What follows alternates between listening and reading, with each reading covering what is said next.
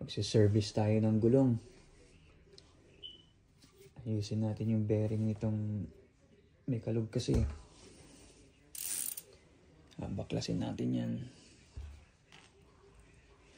Ito yung mga tools na kailangan natin. Ito yung DIY na chain whip. Kung sino dyan yung nag-iisip na parang makatipid, ganyan lang ang paggawa ng chain whip. Ilagay nyo lang sa vice grip ang chain nyo na luma. Works the same way.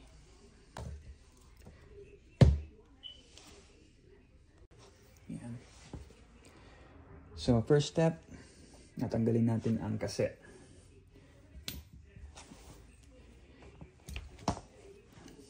Ito yung cassette tool. Nalagay natin yan dyan. Tapos, itong malaking adjustable wrench. And then, ang ating DIY na chain whip. Ilalagay natin sa pinakamalaking gear para mas may puwersa.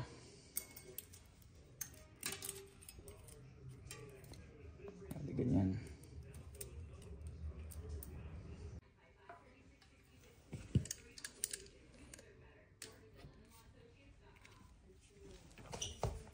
Medyo matigas yan, ha?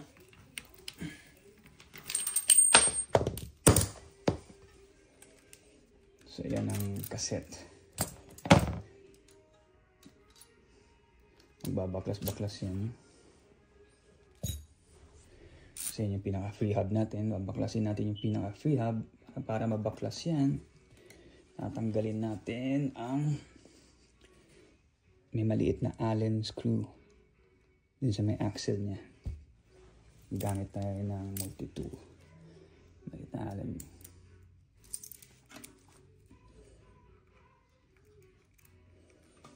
Yan. Loosen up. Tanggalin yan. Ano to, specialized na hub para sa mga curious paano i-service yung specialized na hub na nasa Specialized Dolce Elite. Okay, ganyan. Same as well as dito sa kabila. Meron siyang maliit na Allen din dyan sa mga lock. Luwagan lang natin yan. Not all the way.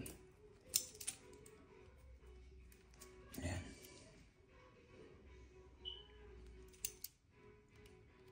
Medyo matigas yan.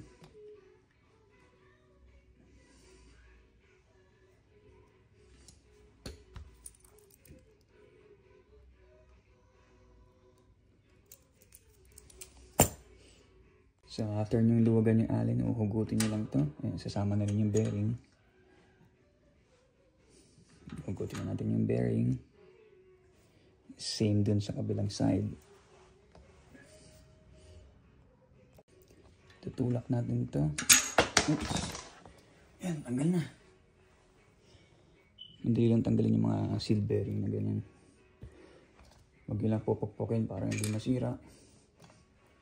Ayan yung pinaka-shaft. Usually, ang 3-pole setup, hinuhugot lang to. Pero hindi siya ganun. Kung titignan niyo yung loob, meron siyang lock. Para siyang Shimano hub. Para matanggal yan, gamitin natin ng special tool. Which is itong free hub remover tool. Okay.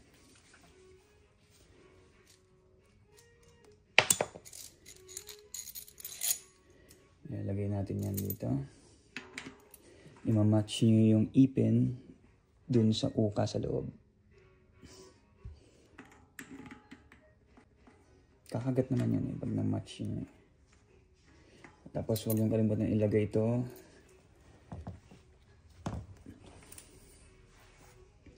dito sa kabila. Lagyan nyo ng bearing para pang pigil. Pang kontra na hindi masira yung ipin dun sa loob. Kasi pag nasira yon, mabubungi, magkakaroon ng hindi maganda.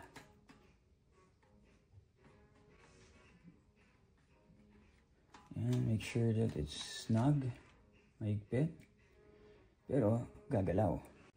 Ayan, gagamitin natin siya ng wrench ikot natin siya. Ang pagtanggal nito is clockwise. Okay? Clockwise. Pag maluwag na, pwede mo nang tanggalin itong support rod. Ayan. Tapos, sigayan yung gulong. Papakita ko kung bakit. Kasi may mga maliliit na bearing na nasa loob yan na mahuhulog pag hindi nyo hiniga. Tatanggalin natin yung lock ring sa loob. Yung kanina pinakita ko sa inyong may dalawang ipin na nag-shoot dito sa tool na yan. Once na maluwag, angat yung dahan-dahan. Kasi may mga maliliit na bulitas yan sa loob na pwedeng kumalat. And ayan yung bulitas na sinasabi ko sa inyo. Dahan-dahan hugutin. May bulitas din yan sa kabilang side sa ilalim. Nililinis ko ngayon yung mga lumang grasa. Nilagyan ng basahan. Para pag nilagay natin yung bagong bearing, ball bearings, swabe. Linisin natin yung pinakaloob. Gagamitin ko itong premium grease. Waterproof yun. Hindi naman ganun karamihan kailangan ilagay. Good enough para hold lang yung mga bearing at malagay natin in place. So, lagay tayo ng generous amount. Para siyang mag-act as space para dyan dumikit yung bulitas.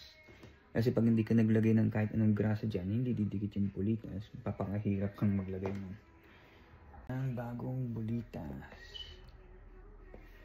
Ganito kaliit ang itsura ng bulitas natin. Sobrang liit. Nilagay natin yan dito sa paligid. So yan yung itsura ng bulitas. Pag pinalitan na natin, ganyan magiging itsura niya pag nilagay mo siya. Ganyan din yung itsura ng bulitas dito sa free hub. Diyan mo siya ilalagay. Ayan yung poles niya.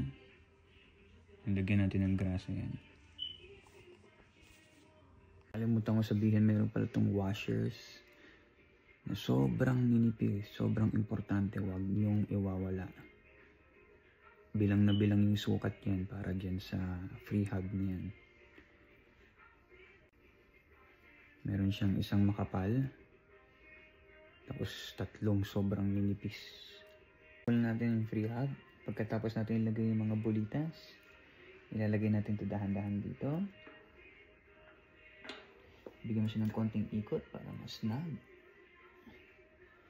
Yung goma, siksik nyo lang dyan sa loob para sa waterproofing yan.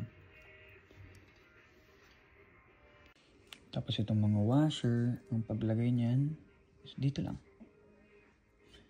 Ganyan lang. Yun. Andiyan na yung washer sa loob. Tatlong washers, apat na washer yan. Isang makapal, tatlong maninipis. After nyan, lagyan na natin yung cap. Ito yung naglalak dyan. Lagyan ng grasa para masil yung bearing sa loob at hindi kalawangin. Kukunin nyo ulit yung special tool na yan. Ngayon ang ikot natin is counterclockwise. Pag naramdaman nyo ng snug, testing nyo yung free hub kung umiikot siyang smoothly. Walang resistance, yun yung importante. Simple lang yung process. I-reverse nyo lang kung paano nyo tinanggal yung bearing. So first, reverse. So this goes in here. Yung medyo may makapal na part yan. Titignan nyo, hindi siya pantay. Meron siya makapal na part dito. Yung makapal na part is wala sa free hub. Ito yung free hub. So yung makapal na part is opposite. Ayan yung ganyan. So papasok natin yung bearing.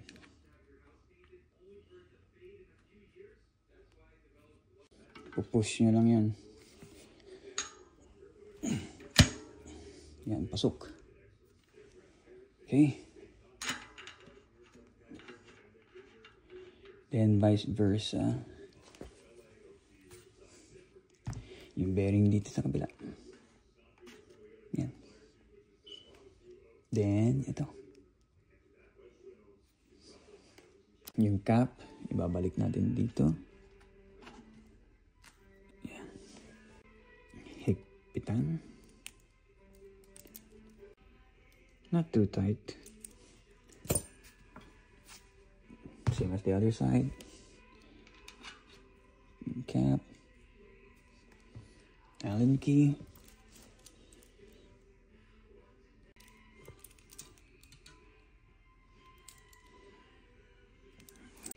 Ibabalik na natin ang cassette. May technique sa pagbalik ng cassette. Sa Shimano, ang lagi nyo nga hanapin, yung pinakamaliit na ipin. Makikita nyo, iba-ibang size yan. May malaki, may medyo malaki. Ang hanap nyo yung pinakamaliit. Mas madali pag hinanap nyo yung pinakamaliit, i-match nyo sa pinakamaliit dito sa freehub. Yan. Kita nyo yan, single line. Pag minatch nyo yan, hindi na kayo mahihirapan maghanap-hanap pa. Okay. Same as this too. Hanapin nyo yung pinakamaliit, which is this one. Pasok ng ganyan. Last gear. Hanapin nyo yung pinakamaliit. Ito.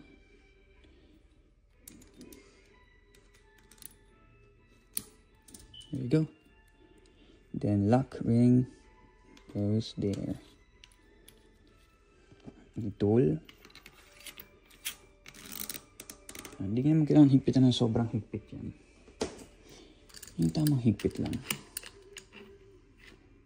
Huwag naman sobrang luwag na para matanggal yan pag nagbabike. Okay na yun. Make sure na walang kalog. Side to side. Okay, wala naman. Smooth. Alright. Yan ang pag-rebuild ng freehub ng Specialized Dolce Elite na gulong.